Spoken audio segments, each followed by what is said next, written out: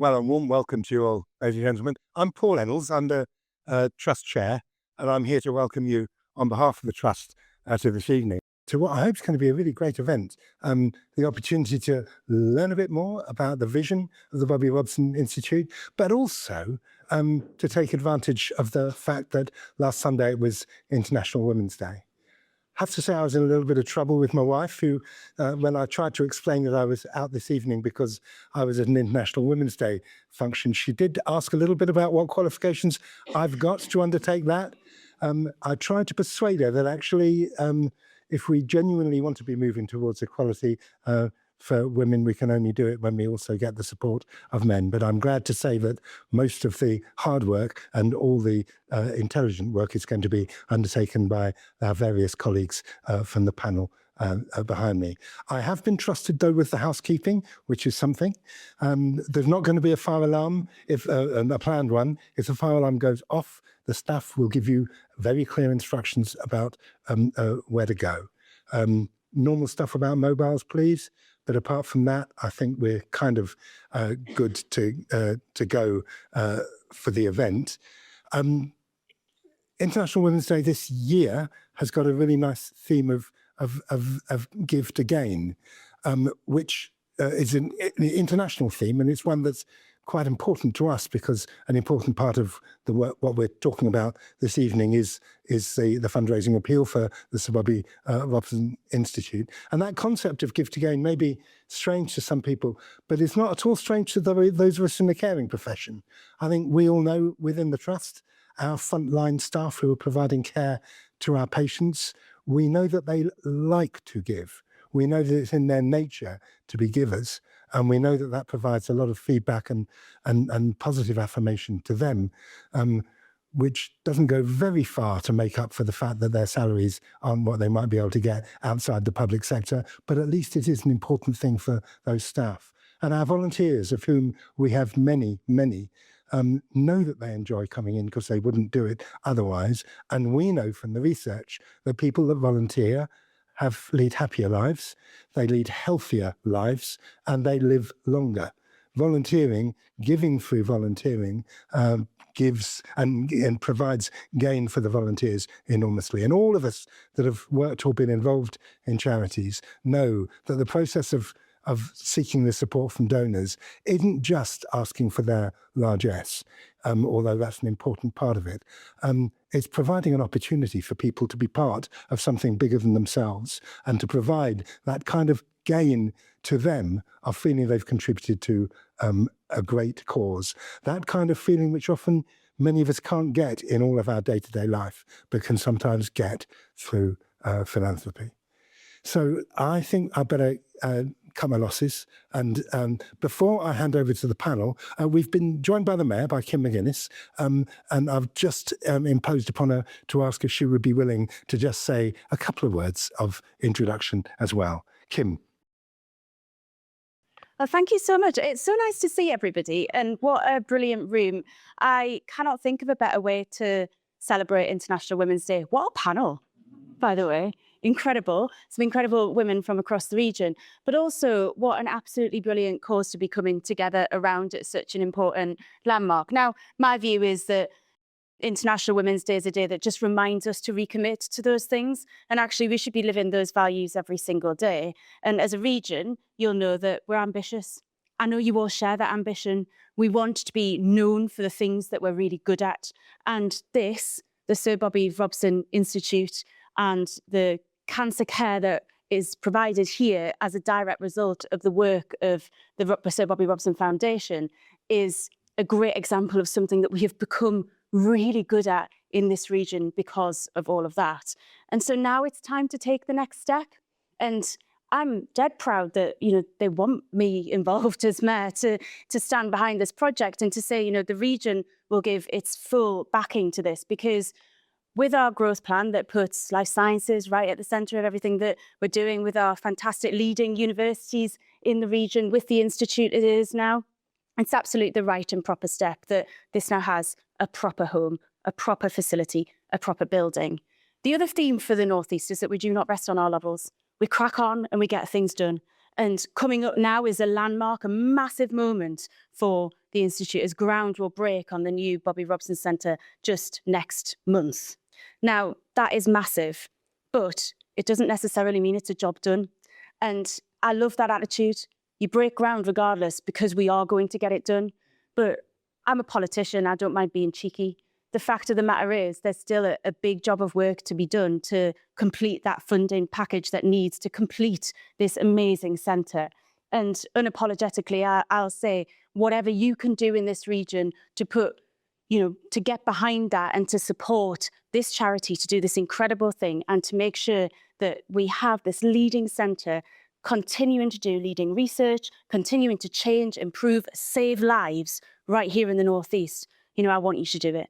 So whether that's telling friends or family, whether it's sharing information about it, whether it's donating yourself, whether it's getting directly involved through the business that you work for, the organisation that you work for, whether it really is just shouting and screaming about it, whatever you can do, please do it. Because I think that this, with our vision for a region that is absolutely in the lead, the home of opportunity, and with the vision that this charity, this organisation has and the trust has to provide that leading cancer care and research right here in the region, I think the synergy is incredible. And I think we know that together we're capable of amazing things right here.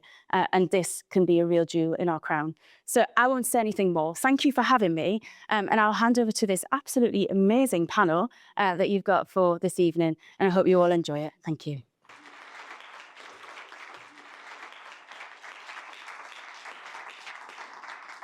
Yes, a great panel, and our close friend Jane Robinson from the university will have the privilege of introducing you to them. I'll just mention we're missing one, Amanda Staveley, who was due to come. Family circumstances, last minute, unfortunately, had to withdraw. But gosh, we've got some great people here. So over to you, Jane. Thank you. Thank you very much, Paul, and also to Kim, and welcome to you all. The theme of the conversation this evening, as Paul said, is give to gain, and I know so many people in this room have already contributed and supported in all sorts of different ways.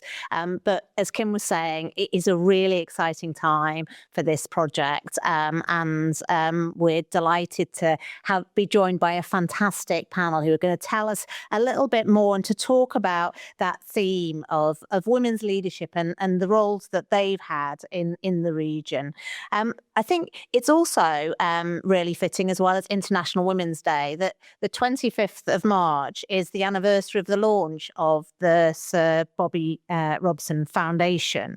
And I really just wanted to reflect in the spirit of International Women's Day on the incredible role that Lady Elsie has played. And we're really delighted that her son Andrew is able to join us today, because it was really very much a partnership coming behind this. And I understand that Lady Elsie would love to have been here, but isn't able to, sadly. But just to sort of reflect a little bit, that her life has been one of real hard work, but real achievement, which I think embodies that spirit, Kim, that you were talking about in the Northeast. She worked as a nurse, having qualified in Sunderland, and then a teacher, then ran her own business. She was a mother of 3, a grandmother of 4, and I think sort of exemplified that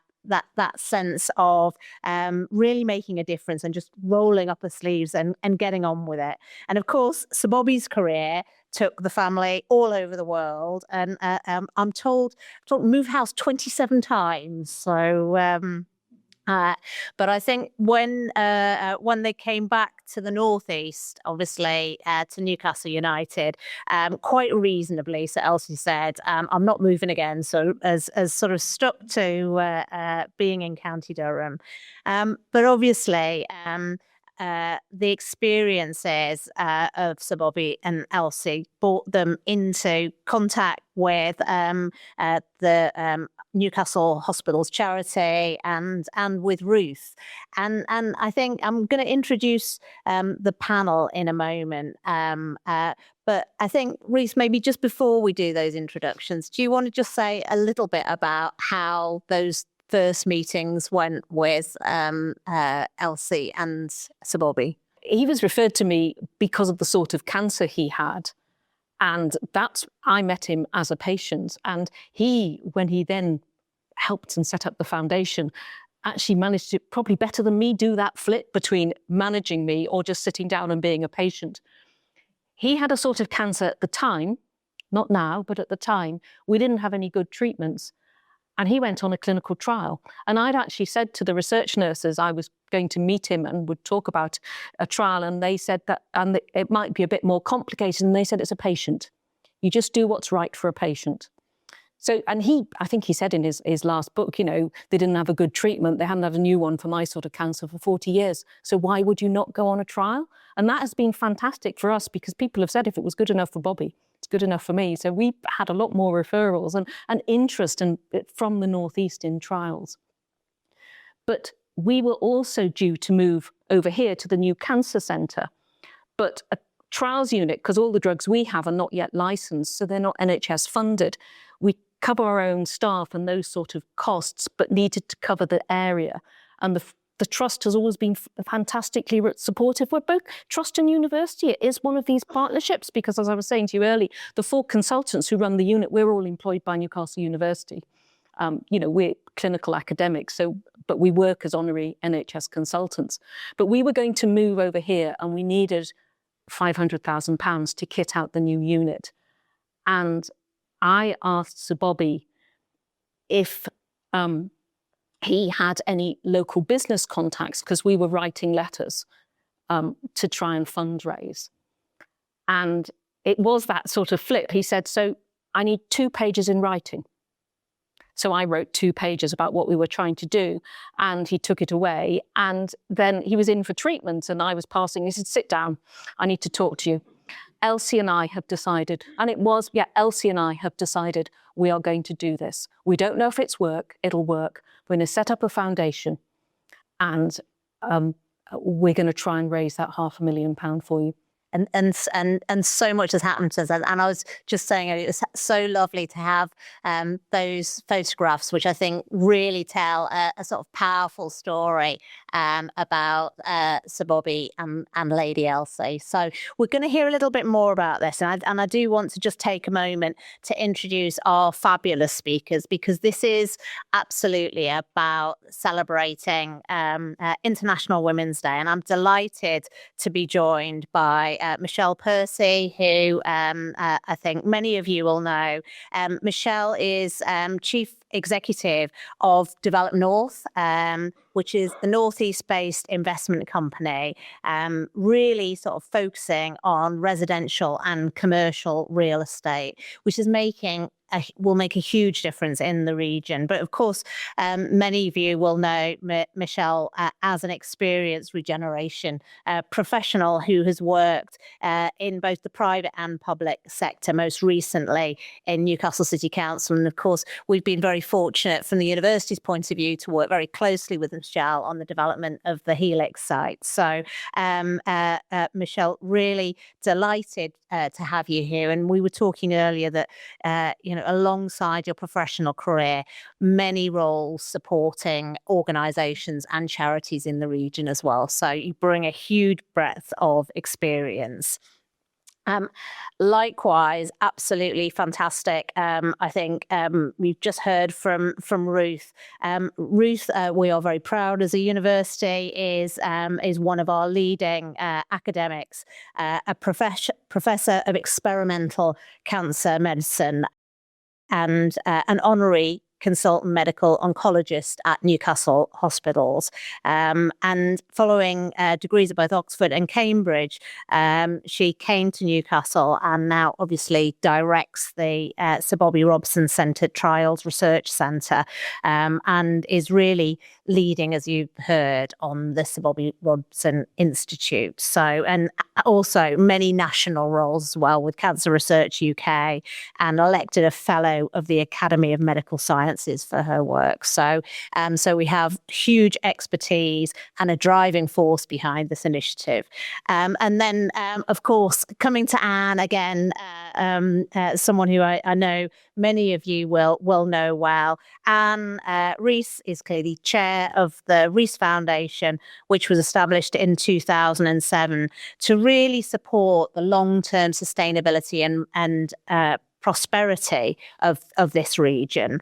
But before that, she was a director and shareholder for the Rees Group, and then has been involved in so many different things. And we were chatting earlier, and I hadn't realised I previously worked in the cultural sector, and I always remember this sort of organisation called Mislexia, which is a magazine for women writers. And I remember this really sort of tenacious leader coming in talking about how we had to support women's writing. And I find out that Anne was chair of that organisation. So that's no surprise at all that this was an organisation that showed real tenacity and just got things done. So and Anne obviously works in so many different roles. Also an advisor for Citizens Advice and supporting many conservation and wildlife charities. And I know a huge champion of initiatives like STEM for women and girls, and amongst many other things in the region. So, ladies and gentlemen, would you join me in welcoming our fantastic panel tonight? So we've heard a little bit about the background to this, Ruth, but I mean, just to sort of come, Anne, first to you. I know that the Rees Foundation was an early supporter of the Sir Bobby Robson Institute. Can you say a little bit about why you felt it was important and the way in which the foundation wants to support this kind of activity? Absolutely, love to. In a way, the Sir Bobby Robson Institute is not mainstream what we would fund, because we concentrate on manufacturing and engineering skills and development and promotion in the region, for the simple reason the money in the foundation came from engineering business. And we see that as very fundamental to the region as a creator of wealth, prosperity, good, stable jobs. However, as part of that, we need the expertise, the infrastructure of universities behind it to give us the innovation and the new technologies that those engineering companies then exploit and take out to the world. And this is exactly what my father did when he started his first business at the age of 55, having worked in the university. Took the knowledge that he got from research in the university out into the engineering world and had a very successful business. This is the kind of thing that we want to do anything we can to promote, to do more of. And that is because we believe that it's going to keep the sustainable prosperity of the region into the future and make it enjoyable as well. So we've often come in to fund early stage innovation or new technology, or areas where we think this area or these institutions can be world class. But we don't want to be also rans trying to catch up, just trying to compete on cost or something like that. We want to be world class, world leaders. And it seemed to us that this is exactly what this is. It will be a world class leader in certain aspects of cancer research. And therefore, we should support it. We should never accept second class in the Northeast, just because we're quite a long way away from finance, which is basically our disadvantage and the only one that I can see that we've got. We should never accept that. And when we see these people who come to the region or come from the region who can be world class, they should be supported. We've done that more than once. I'm very proud to say, really, that we've done that in various other areas. We've supported the Centre for Translational Neuroscience. I think that's right. It's a pretty obscure thing, but also very, very important piece of Institute for Research in the medical school at Newcastle University. We helped get that off the ground. It's now well established. We have recently invested in Durham University, setting up a centre for geothermal energy. Not medicine, another area, but an area where there's no reason that the northeast of England should not be a leader, certainly in Europe. And we would like to see that institute grow and become established. So because we have got the flexibility of philanthropy, we've put some money in to get a leader of that geothermal institute at Durham, who is now setting about trying to grow that and make it a permanent feature. Again, it's a woman. This is a woman, as you know. The leader of translational neuroscience, Professor Anya Hulbert, a woman. And the other thing that we've done in the last couple of years is we've, at Durham, we've helped the university invest in a new soil scanner. Now, that might sound something off the wall, but again, this is the start of a new institute, a thing called SOIL, which is Soil Microbiome and something technologies, right? Health and sustainability technologies. This is something that the world so needs, right? Looking at health of soil and how to regenerate it. But it hasn't got it. And Durham is in the lead with this, very much in the lead. And with the new equipment that you can get with our trigger investment, it can become a world leader. So I've spun away, unfortunately, from the Sir Bobby Robson Institute, which I didn't mean to do, but I wanted to demonstrate, I think, the power of philanthropy in this, because we're not answerable to anybody. We can take a risk. It's possible that some of those things, and there's many others, by the way, that we invest in won't take off at the present time for whatever reason, but we can take a risk and try it. And whenever we see something, and I think that should go right across the board, that is for potential to be world leading, we should back it. That's what we need to do. And that's why we're backing this totally world leading science that we're very lucky to have in the region. Thank you. And I think that sort of sense that, that incredible role that philanthropic giving makes in this region, and that ability to take risks and to give people that opportunity. And I suppose that sort of that commitment, totally agree with that. People in the Northeast absolutely deserve, and we have the potential to be world leading. And I guess from Newcastle University's point of view, a sense that what we do is world leading, is globally significant, but it is making a difference to people's lives here in the Northeast. And I suppose, Ruth, just to come back to you, can you talk a little bit about the work that you're doing and that you hope to be able to carry on in the Sir Bobby Robson Institute, and the difference that will make in terms of people's lives? Well, what I've always done is been what's called an early phase trialist. And that's working out dose and side effects of new cancer drugs. So those are the trials that we do on the Bobby Robson unit, as we call it in our shorthand. In all other areas of medicine, dose and side effects of new drugs are done in dosing in healthy volunteers. But in cancer medicine, what you want to do, if you're going to use a drug, you basically want to kill the cancer cells inside the human. So you want to kill human cells that have gone catastrophically wrong, but you're still targeting human biology. And for that reason, we've always done our trials in patients, not healthy volunteers. So the people I see in my clinic on a Thursday morning have got cancer, know they're going to die of it, and are prepared to have no treatment options left. So are looking to take something where we're not sure about the dose and not sure about the side effects. And those are incredible people. And everybody, including Sir Bobby at one point, said, well, this trial didn't help me, but it might have helped somebody else. And patients say that to me every Thursday when that would be enough. And that is incredible.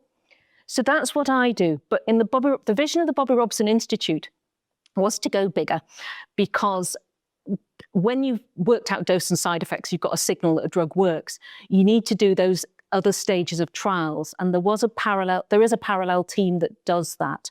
And we've actually already brought the pair of them together in preparation. We are planning for success. So I'm now jointly managing both teams, and we're working together and bringing the nursing teams into one team in particular.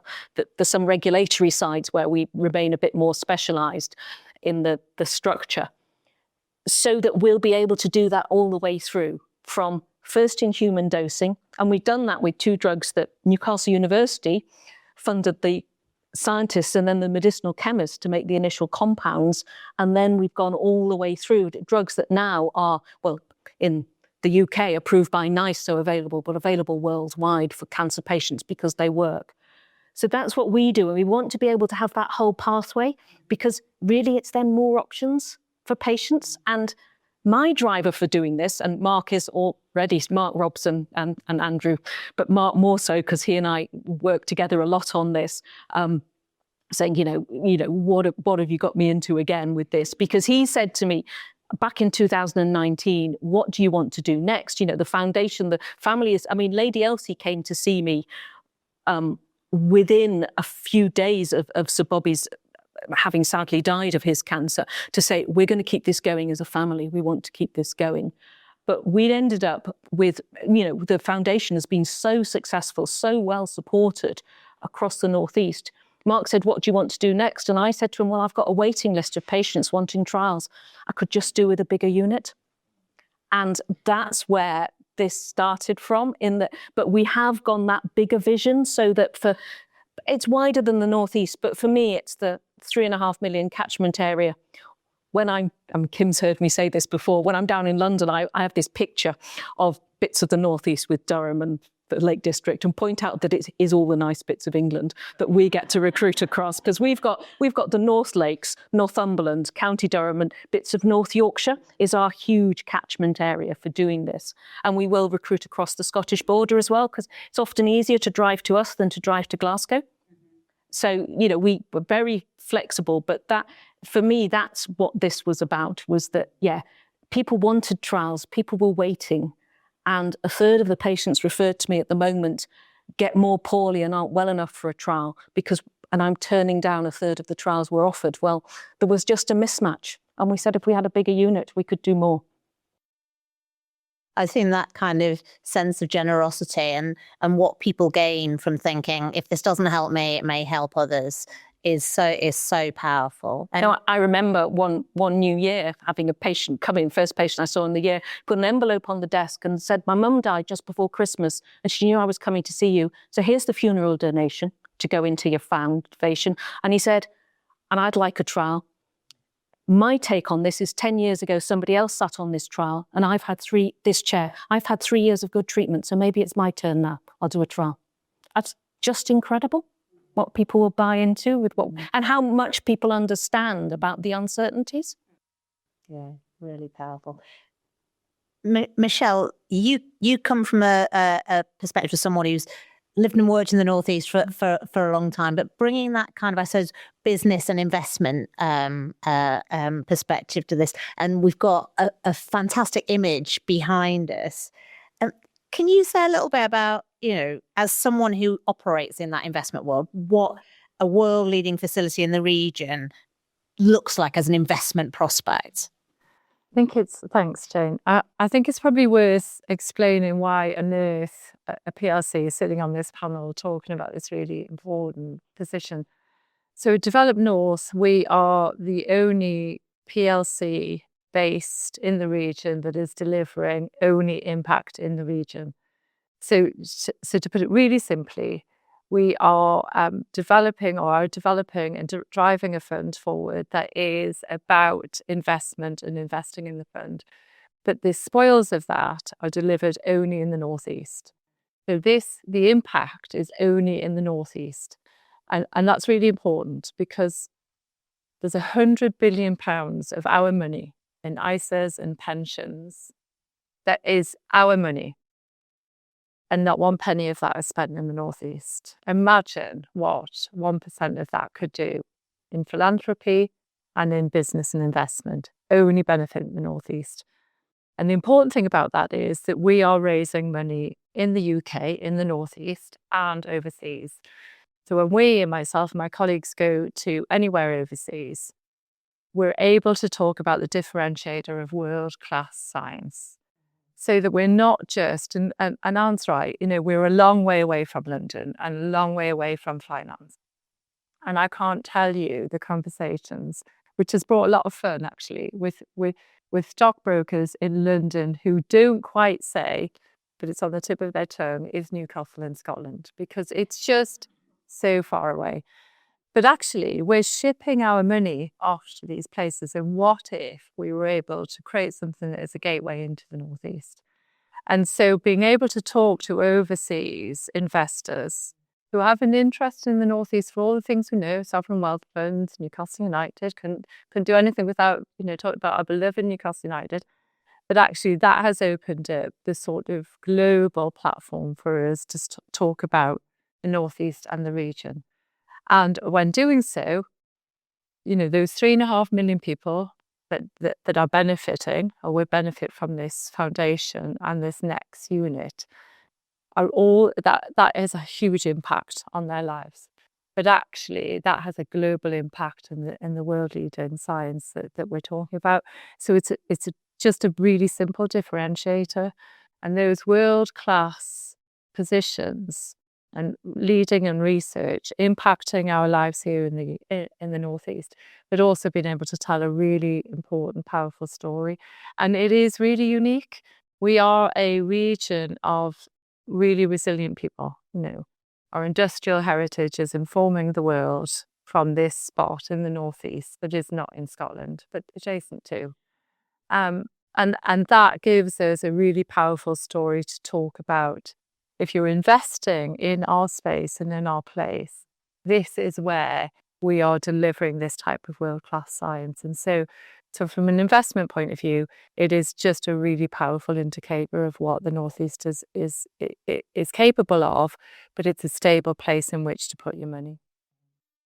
Yeah, I think that sense, and it really builds on some of the things you were talking about around kind of being genuinely world leading and putting it out there on the world stage, but also being really connected to our place. And I want to come back to this theme of give to gain, and perhaps come back to you, Anne, and really ask the question.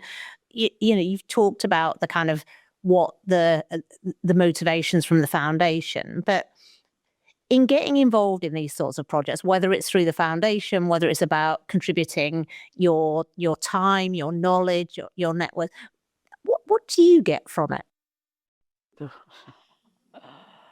A lot of stress. I love always honest. That's the negative side. Sometimes, but obviously I think people know you get a fantastic feeling if you can enable change, or if you can enable somebody else to flourish, or if you can do something to help people achieve their ambitions or achieve their potential. And that's a lot of what we do. We can enable people who have ambition, drive, and ability in this part of our giving, like Ruth, like the other women I mentioned, Professor Karen Johnson at Durham, etc., to be able to fulfill what they can do. And that is a thrill. That is a total thrill. I mean, they're obviously really grateful and stuff as well. Nice. But the main thing is you then see it carry on into the future.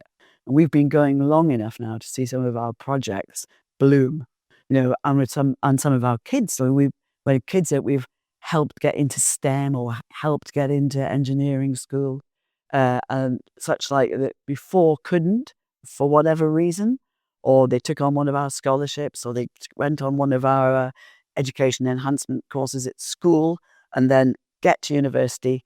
Some of them then tell you about it and how it transformed their lives, and how and sometimes it's the tiniest little thing that opens somebody's eyes to the potential or the possibility. It's them that has to do it. We can't do that, but we can do our best to try and, if people have maybe not the biggest horizon for whatever reason, put some things in there to help them see other ways that they could run their lives or other ways they could achieve their own potential. And I'll tell you what a thrill that is, especially when you see it with kids and young people growing up for it. And what I want to see and what we want to see, we talk about this long-going prosperity in the Northeast, which is our slogan. But what that means is a great place to live, great place to work, and jobs, good jobs for young people, so they don't have to leave the region. So they can come to an excellent university here or go to one of our colleges, get the skills they need, but stay here with them, and use them here in our industries. And that completes what makes a great place to live, which we all know it's a great place to live, but we have to have that. I mean, the other side of what we do, another side of what we do is the environment. and trying to protect, enhance green spaces, especially around the urban fringes, but also elsewhere, because there's not much point in having great jobs and such like if you haven't got a great environment. And everybody knows that well-being is so affected by the environment. So that's equally important, as are the arts. But I'm not going to talk about them tonight, but to make a well-rounded area, a well-rounded region, a place that we all want to live, flourish in, we also need great arts institutions. That just doesn't happen to be something that my foundation supports, but never mind. We do need them. So I'm not saying we're exclusively right, what we do, are just part of a big picture. But the gain is manifest, absolutely manifest. And I think, it's so clear with people almost sacrificing themselves to take part in the research when they're ill. That is a very, very clear gain for the person. A friend of mine did exactly that last year. And it was fundamental to her that she was able to give something back like that. And I think it is for everybody. And I'm just in the very lucky position of being able to do it with some of the money that were made through our businesses. And I suppose perhaps coming back to you, Michelle, you talk very sort of passionately about how projects like this really help us to put us on the map. But thinking about it from a business leader's perspective, what do you think people in business get from being involved in a cause like this, and how does it benefit them, their organisations? I think so. I think leadership comes in many forms, and so it's really incumbent on us to support leaders through every walk of life. The very first leader that I ever came across was my mum, who was a lollipop woman at our local school, and I watched her, lots of children like Pied Piper, rolling up, and so there is, for me in leadership, it has to be about more than profit. So what does a leader who considers the balance sheet and the profit and loss alongside that humanity of we care? And so for me, business leaders, in my view, who are successful are the ones that understand the importance of their place, the importance of their teams, and the importance of the people that work for them. And in that, the importance of all of their families around them, because if they are not able to, have a balanced home life because they can't access the right education, healthcare, culture, and culture comes in, culture means a different thing to lots of different people. Just being able to go to Newcastle United every week is a cultural institution.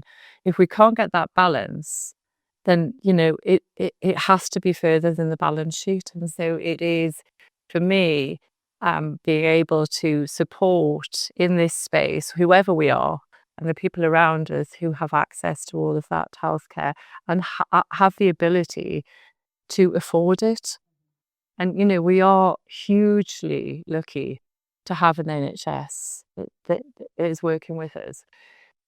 But isn't it challenging that in order to direct this type of scientific research, we're having to fundraise in this way for it? Now, I won't get into politics of all of that position, but if we understood the importance of that well-balanced ability to get to well-being and health and support our communities, then wouldn't we be that place that people want to stay and want to live and want to work?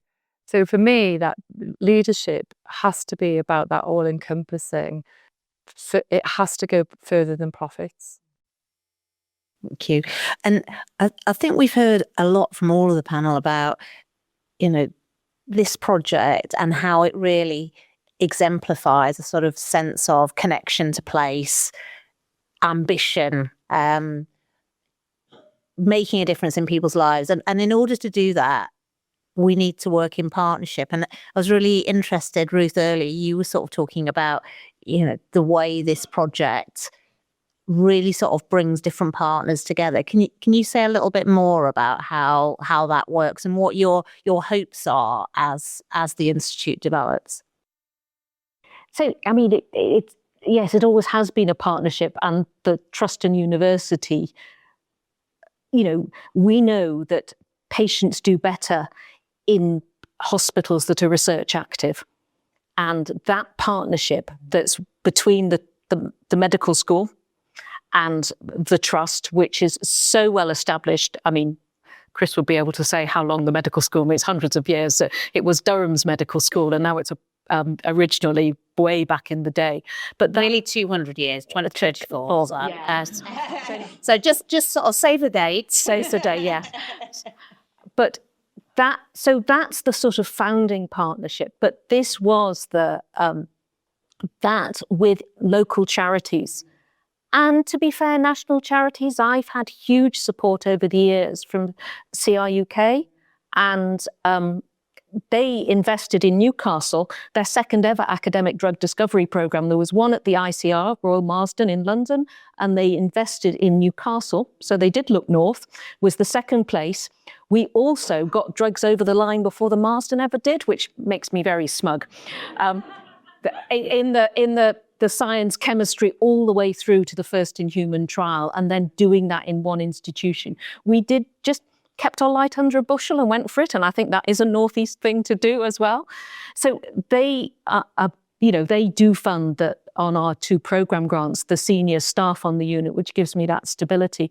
But then it's been local charities that, Children's Northeast, we work really closely with the Children's Hospital. And now nationally, all the other experimental cancer medicine centres are being asked, why can't you do pan-age trials like Newcastle? Because we asked the trust if the, children, sadly, children do get cancer. It's one of the things that Sir Bobby was really upset by. He said, that seems so unfair. I've had a life. And, he and Lady Elsie, the part of the foundation, funded the children's area down in radiotherapy here for when they need to come over here for treatment, because they felt so passionately that was an area to support. But we now, the trust allows us to open a trial right across the age range in a seamless way, which is just more efficient and quicker. And we share the studies.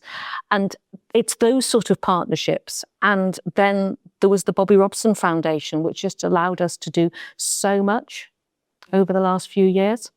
Brilliant. And I think just sort of, seeing some of the people in the audience, and obviously Kim being here, that one of the things I think the Northeast is very good at is pulling together and bringing everybody together behind the things that really matter.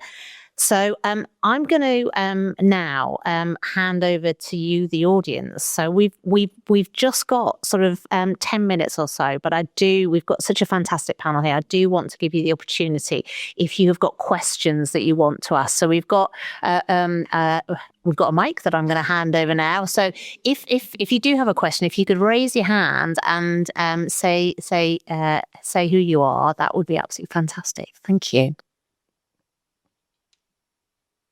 Stand. Thank you.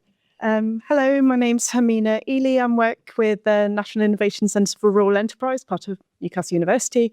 I've been involved with a bit of a digital health for rural project with North Health Futures as well. And I'm curious, beyond the building, and you mentioned before the sort of breadth or geographical sort of breadth of the NENC region, are there plans to sort of make access to this more equitable beyond the building? So in terms of how to support people in those areas to access?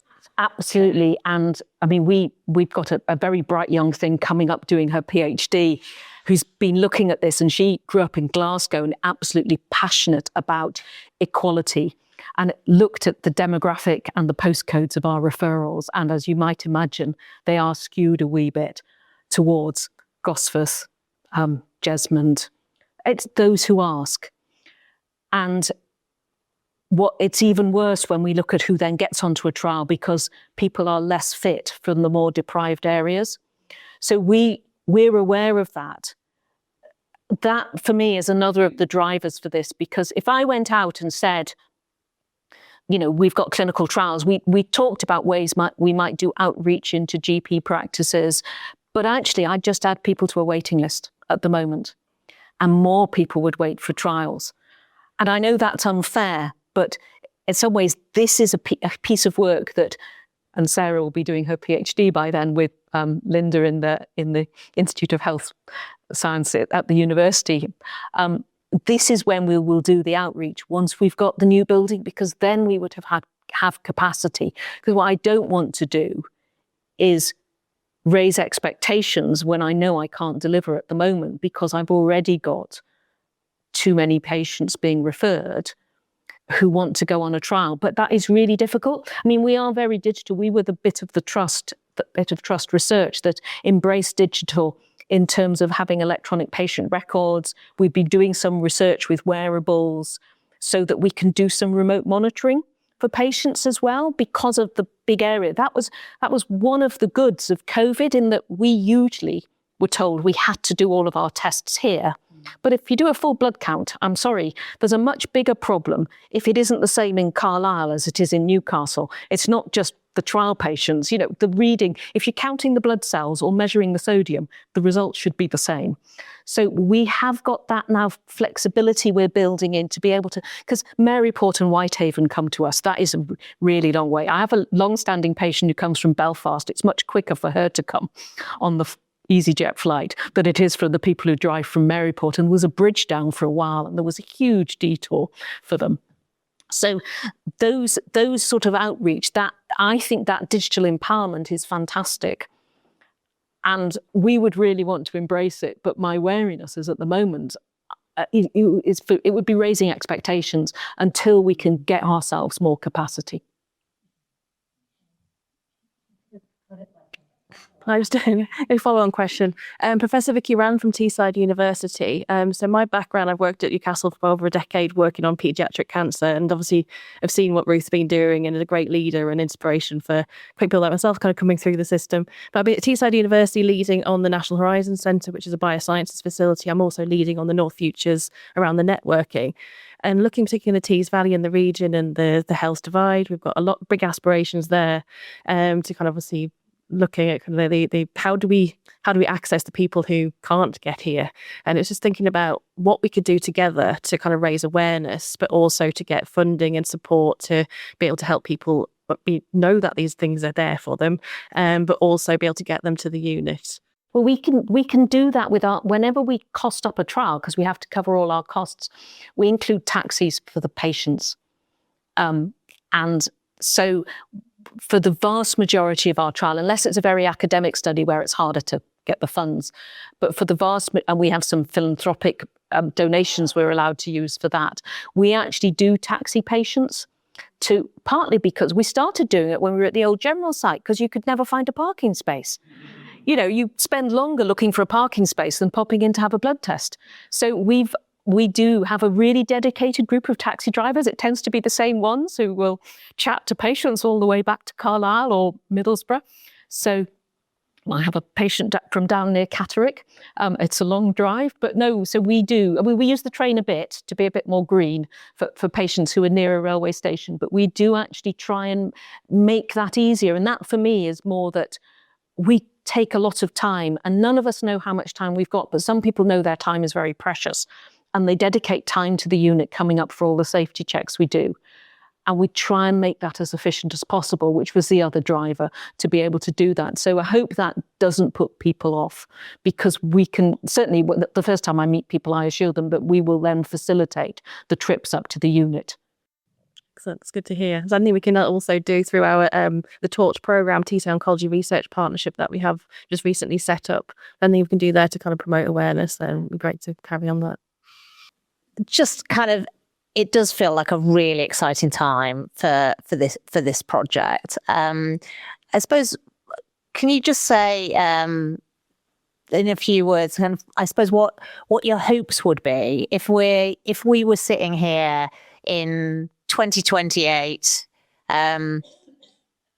What would we be saying about the Sir Bobby Robson Institute? But maybe, Anne, start with you as someone who really kind of, came in behind something, which was, as you were saying, taking a bit of a risk, giving that sort of seed corn, supporting the early ideas.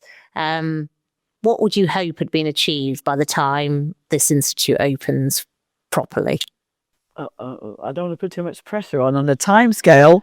I don't know if it's 2028, but what we'd like to see is not only obviously a building filled with people doing these trials and hopefully discovering some world-beating, cancer-beating new drugs for people, but also growing more PhD students, more research medics coming in with their funding, which presumably, I don't know, comes from big pharma sometimes and drug companies, does it? No, we have a grant from CRUK, clinical academic training. Okay, I've got those even better.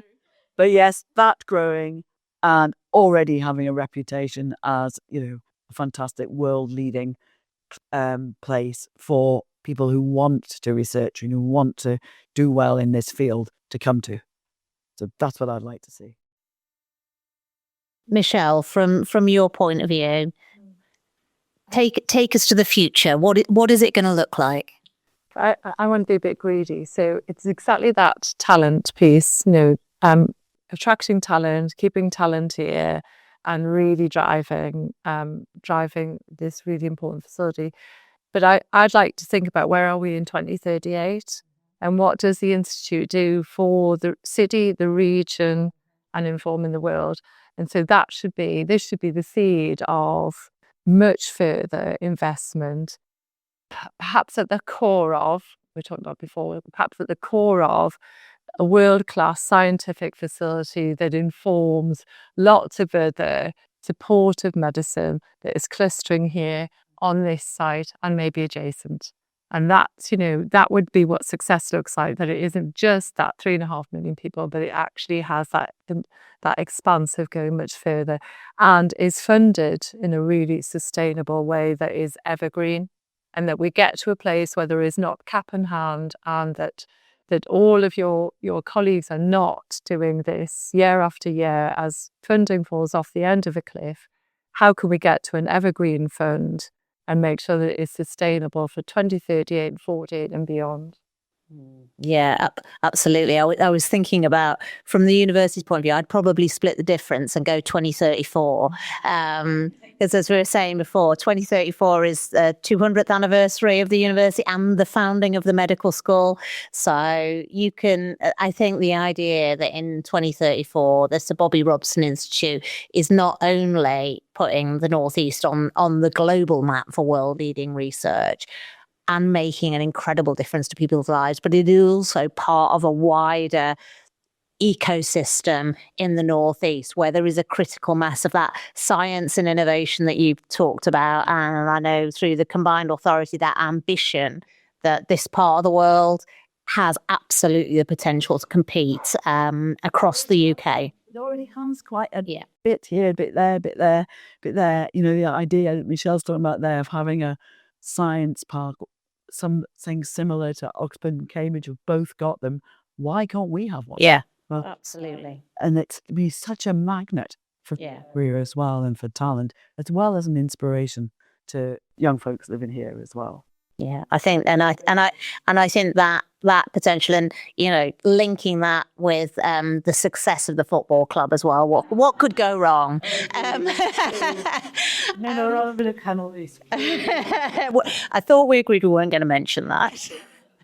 I want to sort of give the last word, Ruth, to you, because you were the one really who had that first conversation. So do you want to just reflect a little bit on why did you ask and how did you ask? And I suppose also, where you hope will be in a few years' time. Well, for me, and sometimes people ask, what am I proud about? And I'm not proud. I think that's the wrong word. But for me, in 2034, it's more of the patient stories, more of the person who said to me, I'd just like to see the kids through primary school. And I know she recently had to do an emergency trip to Manchester University to sort out the daughter who was at primary school. Those stories, for me, are what makes this worth doing. But yeah, why did I ask? That's what Sir Bobby said. We were sitting around a table and learning about charity law.